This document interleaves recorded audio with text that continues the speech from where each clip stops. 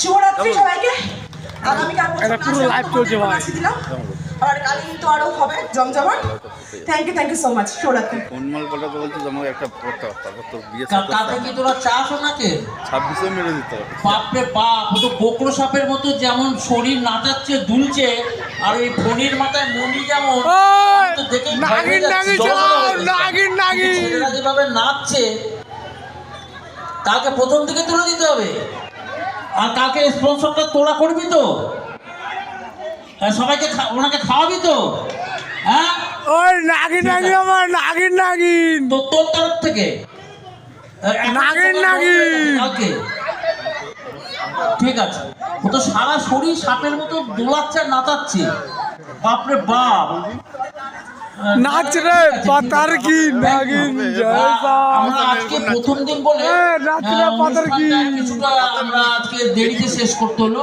আগামী দিন আশা করি আমরা 10টার মধ্যেই শেষ করতে পারবো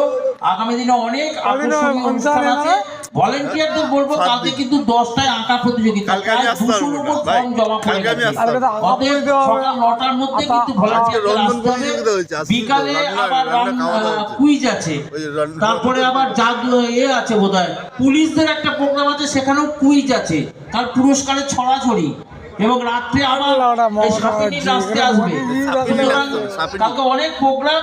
ভলেন্টিয়ারদের একটু তৈরি থাকতে হবে আর কালকের প্রোগ্রামটা পুরো স্পন্সর করবে সুকান্ত পাল তাই তো সুকান্ত পাল কালকের প্রোগ্রামটা পুরো স্পন্সর করবে সুকান্ত তুই না ওর নাম কি শ্রীকান্ত পাল আর একটা ঘোষণা আছে শ্রীকান্ত পালের মা নাম কি রে